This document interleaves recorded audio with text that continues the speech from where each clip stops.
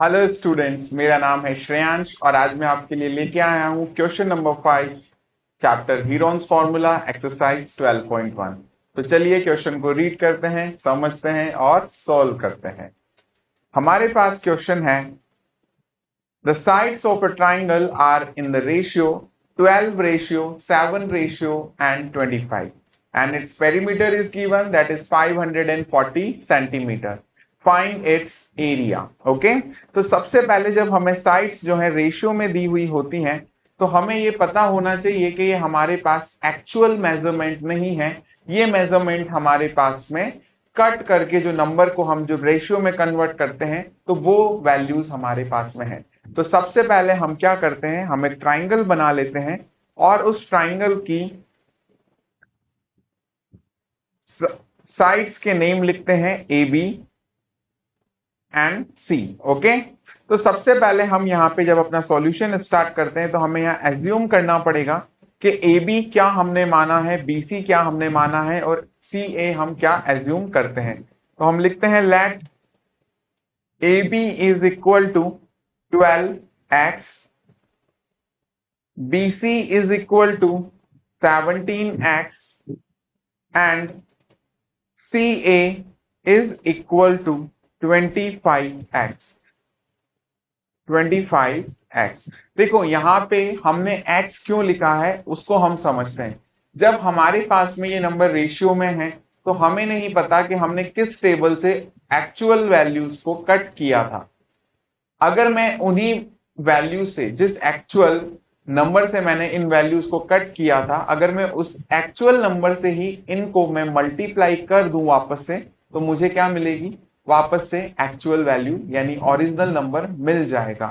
ठीक है, तो मैं यहाँ पे एज्यूम करके चलता हूं कि शायद मेरे पास में वो नंबर जिससे मैंने अपनी वैल्यूज को कट किया था वो क्या है, x है। ओके, तो मैं x से ही अगर इन सभी नंबर को मल्टीप्लाई करूं तो मुझे क्या मिल जाता है, ओरिजिनल मेजरमेंट मिल जाता है। तो इसीलिए हम यहाँ पे एज्यूम करते हैं let A B is equal to 12x, BC is equal to 17x and CA is equal to 25x। Okay, अब हमें बहुत अच्छे से पता है पेरीमीटर का फॉर्मूला फॉर द ट्राइंगल। तो हम यहां लिखते हैं पेरीमीटर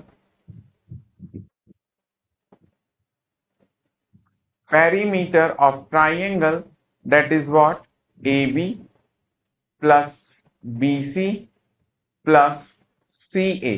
ओके, और पेरीमीटर हमारे पास में गिवन है जो कि कितना है, 540 centimetre.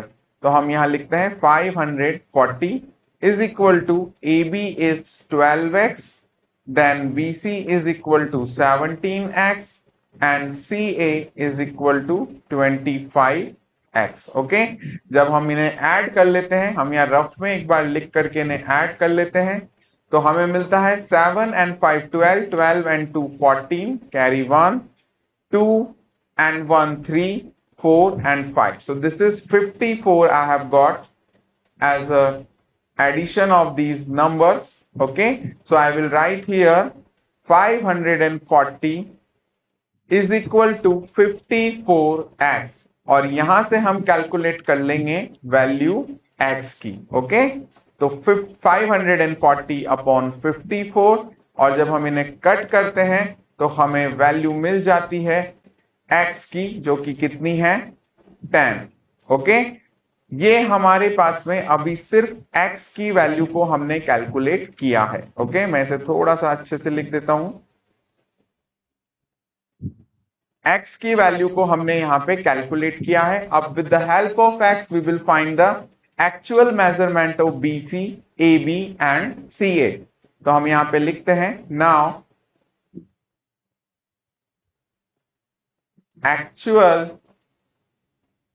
Length of AB and what is the value of AB, 12x, so we will write here 12x and what is the value of x, that is 10, so 12 into 10 will give us 120 and we will write here centimeter.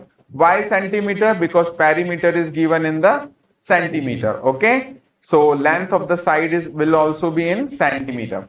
Now we will find the length of BC.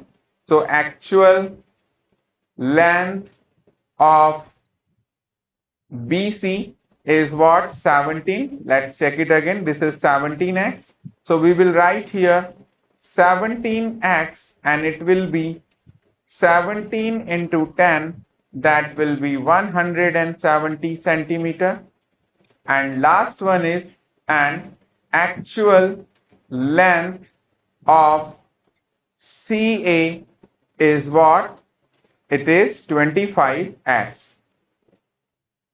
So 25x is equal to 25 multiplied by 10 and it is what? 250 centimeter. Okay. So here we have got the length of the triangle side. AB is 120 centimeter, BC is 170 centimeter and CA is 250 centimetre. Okay, हम इसे A बोल देते हैं नाम, इसे B बोल देते हैं और इसे C लिख देते हैं. ओके, तो अब सबसे पहले ट्राइंगल का एरिया कैलकुलेट करने के लिए हमें कैलकुलेट करना होगा सेमी पेरीमीटर.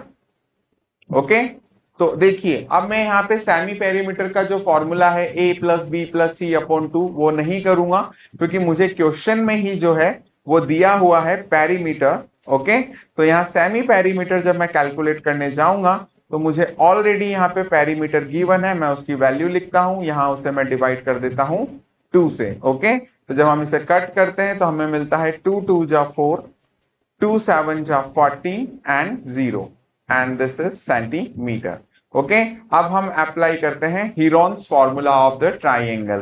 तो यहां लिखते हैं area of triangle ABC and formula है हमारा Heron's formula that is S minus A, S minus B and S minus C. Okay, और सेमी पेरीमीटर को ही हम डिनोट करते हैं S सिंबल से. ओके, तो अब हम यहां पे लिखते हैं वैल्यूज इस फॉर्मूले में.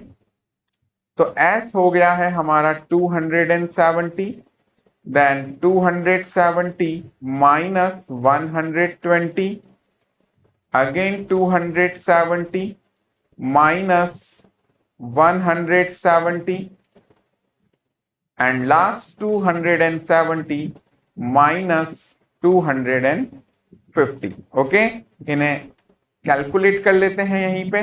तो हम एक बार फिर से इस तरीके से लाइन ड्रॉ करते हैं. Okay, 270 will come as it is, उसे हम अभी ऐसे के ऐसे ही लिख देते हैं.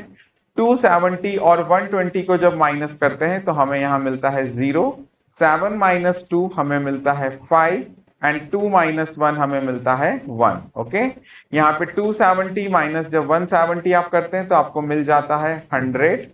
ओके, और यहां जब आप सब्ट्रैक्ट करते हैं तो आपको मिल जाता है 20. ओके, चलिए अब इसी क्वेश्चन को आगे हम सॉल्व करते हैं. तो सबसे पहले फिर से हमें अंडर रूट बनाना पड़ेगा. देखिए हमारे पास नंबर है 270. अगर मैं इसे 27 ही मान के चलूं फिलहाल तो मैं इसे क्या लिख सकता हूं, 3 9 जा 27 और 0 है वहां पे क्योंकि नंबर है 270. तो मैं 3 9 जा की जगह यहां पे लिख देता हूं 3 इंटू 90. ओके, जब आप इसे मल्टीप्लाई करेंगे तो आपको फिर से क्या मिल जाएगा, 270. ओके, तो हमने इस नंबर को स्प्लिट करके लिखा. उसके बाद हमारे पास में है 150. तो हमें पता है 3 5 का क्या होता है 15. तो हम इस नंबर को भी स्प्लिट करके लिखते हैं और यहाँ लिखते हैं 3 इंटू 50. जब आप इसे मल्टीप्लाई करेंगे तो आपको क्या मिल जाएगा 150. उसके बाद हमारे पास है नंबर 100. तो हम उसे लिख देते हैं 50 into 2. Okay, because 52 is what 100 and the last number is 20.